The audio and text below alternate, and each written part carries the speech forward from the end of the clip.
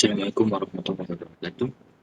My name is HAFIZAM bin ROSLEE and my partner is Abdul Haziq bin Abdul Kongid. So today we will present the contribution of SME to reduce unemployment in Malaysia from 1989 to 2019. So the background of study is SMEs in Malaysia are classified according to their annual revenue and number of full-time employees. An SME is defined as a business with annual sales of less than 50 million or with a fewer than 200 full-time employees. For instance, entrepreneurs make batik and handicraft, snack food, product and homestay. SME activities can be classified as resource-based industry, metal-based industry, plastic-based industry, electrical and electronic-based industry. So, SME is have organization structure is more straightforward and more decentralized, less bureaucratic and less formal. The majority of energy source are comprised of family members, relatives, and some employed individuals. Specialization can be fully practiced by SMEs. Occasionally, an employee is required to perform multiple functions. Job specialized is used on medium-sized SME because the organization structure is more complex. So for the unemployment is someone who wants to work but can't get a work. They are classified as a labor force of the country. This is 15 to 64 who are willing to work. In a society where most people can make a living by working with others, unemployment is a serious problem. Its negative effects include loss, feeling of rejection, and personal failure. Therefore, unemployment is widely used to measure employee welfare. The unemployment rate also indicates the level of efficiency in the use of human resource in a country and the index of economic activities. So, for the problem statement, entrepreneur must be proficient in the intricacies of a financial cycle from the start of their business to avoid future problems. Entrepreneurs frequently face a unique challenge depending on the industry in which they operate. However, the primary issues with all these types are capital and financing issues. To begin the lifeblood of a business, running a deficit caused by a lack of capital. Before beginning a business, it is necessary to determine whether sufficient capital is available. Many entrepreneurs are unaware of alternative sources of capital to supplement their own. One method is to invest in stock. Second, entrepreneurs do not meet the bank eligibility criteria for financing. The bank determine the the financing application based on the entrepreneur business ability to repay the amount of financing approved. The percentage of people who are unable to obtain funding is quite high.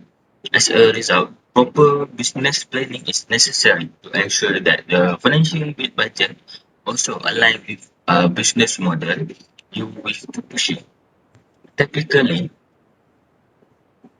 the entrepreneur financing request is based on current financial record that are free of debt areas. Additionally, it is contingent upon proper business capital planning prior to applying the financing. Entrepreneur must be prepared for a high profit margin and capital liquidity if the budget request is also high one. The majority of financing savvy entrepreneurs have already mastered stock investing in order to convention the issues. Furthermore, unemployment in Malaysia. Unemployment in Malaysia has become a touchy subject in contemporary society, particularly among the graduates. However, Some believe that this issue affects more than just further.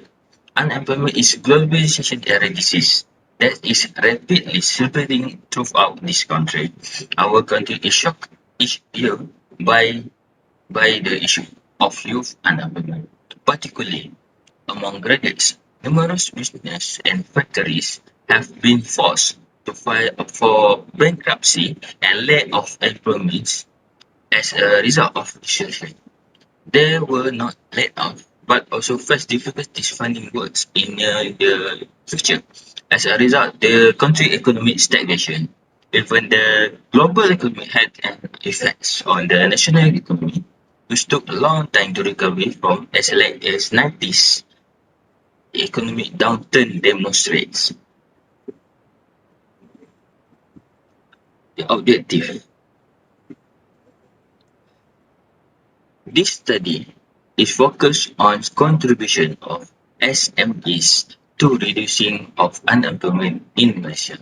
In order to demonstrate the contribution of SME to unemployment in Malaysia, all relevant past study as well as data for past 30 years will be examined and analysed. The finding will then be used as a guide to improve the Malaysian economy.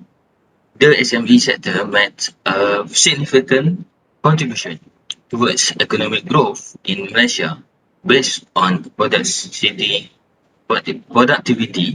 export and savings. Bismillahirrahmanirrahim. Assalamualaikum warahmatullahi wabarakatuh. My name is Haziq by Kongid. My metric number is 271742. So I will continue our discussion of analysis. So basically, to get this analysis result on the variables affecting unemployment, we had to use only totally three independent variables, which included labor force, employment, and outside labor force. So basically, the table or the data shown in the project paper, which include the data of employment, labor force, unemployment, and outside of labor force. Data in Malaysia from 1989 until 2019, which is referring to Department of Statistics Malaysia. So basically, the analysis result, we get descriptive statistics. So the descriptive statistics are used to summarize the basic characteristics of data in this study. So it provides short summaries of the data and help us to simplify the data of a sensible way. So basically, as you can see from the table, from table 1, which is telling about descriptive statistics. So the descriptive statistics shown in the table 1 indicates Malaysia's unemployment average is approximately 367 to 13.8 people from 1989 to 2019, whereas in the same period, Malaysia had maximum and minimum at 508,200 people and 214,900 people respectively. So however, the maximum and minimum statistic of Malaysia's labor force, which is LBR, growth during the same period, which indicates that 15 million 581,600 people, and values for minimum statistics, which is 6,779,400 people. So the second one, which is linear estimation result, which is the linear estimation result is a function of an identifiable variable used as approximation of data's parameter, as you can see from the table 2. So the labor force, which is LBR, has impact on Malaysia's unemployment. So the LBR over unemployment coefficient is almost 100%, which means that 1% increase in labor force would result in 100% rises in unemployment. So another variable in the regression also included unemployment, which is EMP in the table, and outside labor force, which is OLF, which were eventually dropped due to their insignificant relationship with unemployment growth. So for the next one, which is correlation analysis. So correlation analysis in this study, we can see the relationship between variables. So the correlation coefficient is the value of a relationship in cases where correlation coefficients have a value between 0.841529 and 1 indicates that there is no relationship between the variables at all. So whereas 0.841529 or 1 means that there is a positive correlation. So basically from the table 3. So the table 3 shows the correlation analysis between the analysis results of the variables. So it indicates the labor force has a positive correlation with the employment and outside labor force. As expected, the relationship between unemployment and outside labor force is also positively strong. So for the next one, regression analysis, which is table 4. So regression analysis is a method that to analyze the relationship between unemployment and 3 independent variables. So as you can see, the table 4 shows that the adjusted R squared in our findings is actually 1.0, which indicates 100% of the variation in Malaysia unemployment could be explained in the independent variables, which include the employment labor force and outside labor force data. So the F statistic determines the linear regression models fit with the data better than the model without independent variables. So the function of F statistics actually is to test the null hypothesis of H0, which is B1 equal to beta 1 equal to beta 2 and equal to beta 3 equal to 0, which is no variable that explains the variation is unemployment. So in our result of studies, the F statistic is 208.72928, which with p-value of 0.0005. As a result, we rejected the null hypothesis at 5% significant level that indicates at least one of these is not equal to 0. So we can conclude that the independent variables are joint significant in explaining the variation in unemployment growth. So the Durbin-Watson statistic is a method to measure autocorrelation in regression analysis. In our regression result, the Durbin-Watson statistic is 1.493568, which indicates the negative autocorrelation in the residuals. So based on the regression analysis above, the diagnostic test should be performed to determine whether the variables adhere with the classical assumption of the ordinary least square, which is OLS method. So as you can see, the diagnostic is from table 5. So you can see that the normality, which is from the test of Jackie Berra, a value of 0.159675, the probability is 0.923266. So which is the conclusion, we can say that we accept the null hypothesis as the errors are normally distributed because it is almost 92%. So for the heteroscedasticity, which is for the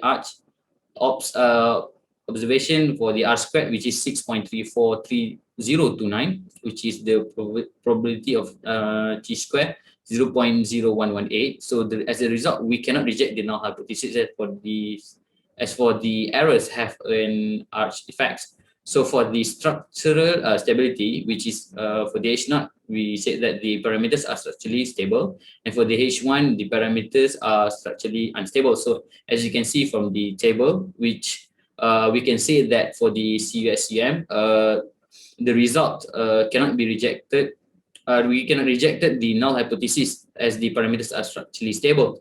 So for the CUSUMQ, which we can say that we rejected the null hypothesis because the standard error is structurally unstable, as you can see. So we may estimate the real estimated coefficient of the real domestic equation for the Malaysia using the diagnostic test. So and even the cumulative sum of recursive, which is CUSUM, and cumulative sum square of recursive residuals, which is CUSUM SQ. So the plots in the graph of the structural stability above do not cross the 5% crucial lines for the CUSUM, but not for the CUSUM SQ, which is implying that the estimated coefficient are stable for CUSUM and unstable for the CUSUM SQ, which is over the whole sample period of the study. So therefore, the regression coefficients are reliable and acceptable for policy making. So for this, based on these findings of the analysis, the focus of this study was on the impact of labor force data on unemployment volatility, which is as well as the relationship between employment and unemployment volatility in Malaysia. So to analyze the impact of unemployment growth on unemployment volatility, a growth model was developed that included three variables, which is labor force, employment, and also outside labor force. Our findings indicate that three independent variables have a significant impact on Malaysian unemployment growth, as in the independent one. So the estimation coefficient of labor force is 0.999563, which means that almost perfect relationship that runs in a straight line, which is also is the strongest relationship conceivable.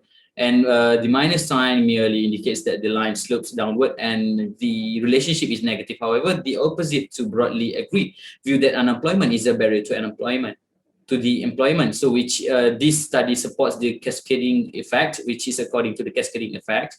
Unemployed workers also lose their purchasing power, which can lead to unemployment for the workers, which creating cascading effect that ripples through the economy. In this way, unemployment can impact those who are still employed, which is based on referring to BEEQ in year 2020.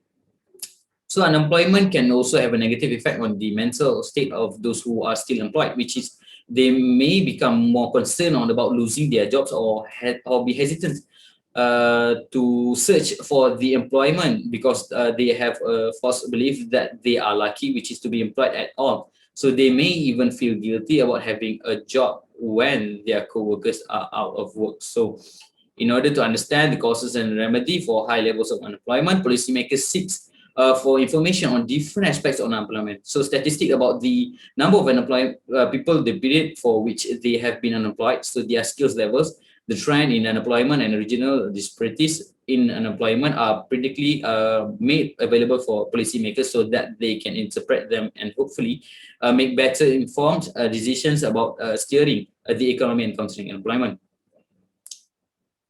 So more needs to be done with the stimulus packages. Yeah, it says that there are measures in the stimulus packages to support business expansion, which is investment and acquisition, such as the 50 billion loan guarantees to facilitate access to credit, which is other funds such as 300 million SME, automation and digitalization facility and securities commissions, which is 500 million, to co-investment funds as available to achieve to the intended purposes, but these are not sufficient to elevate the SMEs to a new level of technology powerness.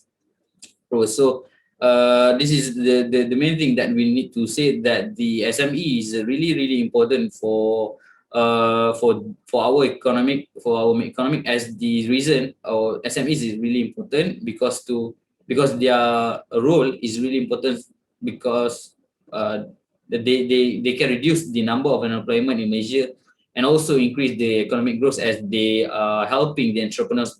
As we know that entrepreneurs is not only entrepreneur is a job creator. So by job creator, it develop and create more job for the labor force in Malaysia. So by that we can decrease the number of unemployment in Malaysia. So for the conclusion, as we can say that in these studies show that SMEs have made significant contribution to Malaysia's economic sector, which is can demonstrated by the data obtained to the graph and the graph displayed, which is can be denied that SMEs are one of the Malaysia's most important sectors of economy. So business, as I said before, therefore are important social activities and affects human life, which is entrepreneurs not only create new companies but also increase opportunities for the employment, which leads to creation to the newest discoveries, new technologies, and also even new innovations. So at the same time, economic growth in terms of living standards and national income can be improved. So by this study, we also hope that the SMEs can be supported by government assistance and also by support and contribution from the community itself, so that we can improve our SMEs and accordance with the government's objective, which is to develop the countries, especially for the booming cross economy. So that's all. Thank you.